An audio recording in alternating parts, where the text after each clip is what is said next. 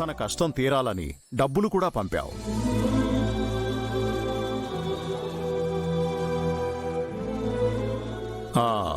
తను నీకేమవుతుందని ఇదంతా చేశావు చెప్పు. ఎందుకంటే తనని నువ్విష్టపడుతున్నావు కాబట్టి.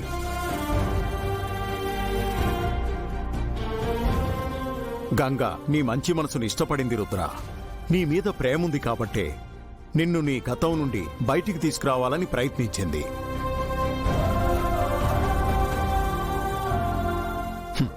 నిన్ను మీ పెద్దమ్మకి దగ్గర చేయాలని చూసింది. తనేం చేసినా నీ మంచి కోసమే చేసింది.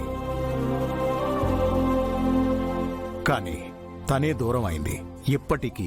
ఎప్పటికీ నీ సంతోషం కోసం, నిన్ను గెలిపించడం కోసమే తప్పిస్తోంది. ఇంతకంటే ప్రేమించే మనిషిని ఎక్కడా పొందలేవు రుద్రా.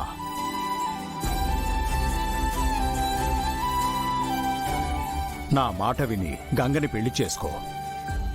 ఓ కొత్త జీవితాన్ని, ఓ కొత్త సంతోషాన్ని తనతో తీసుకొస్తుంది. నన్ను నమ్ము.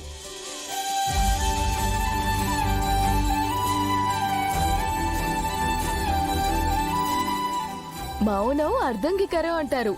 అన్నయ్య కూడా ఈ పెళ్లి ఇష్టం అనుకుంటా. గంగ కూడా ఇష్టం కాబట్టి ఇక్కడి వరకు వచ్చింది. మీరు కూడా సరేనండి అత్తయ్య గారు.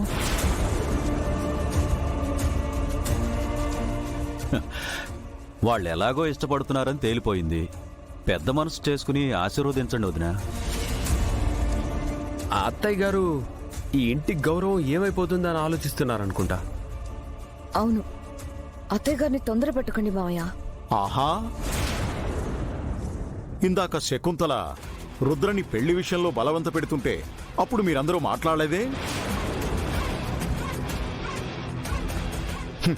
గంగ పెళ్లి కూతురు అనేసరికి టైం కావాల్సి వస్తోందా? మంచి చేయడానికి సమయం తీసుకోవాల్సిన అవసరం లేదు. రుద్ర, నీ మంచి కోరే వ్యక్తిగా, నీ పెదనాన్నగా చెప్తున్నాను.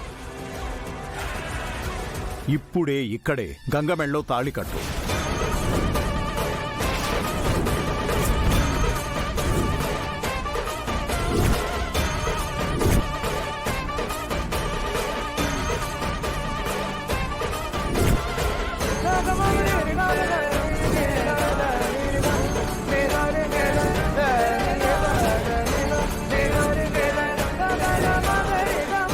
లేదు, ఈ పెళ్లికి నేను ఒప్పుకోను.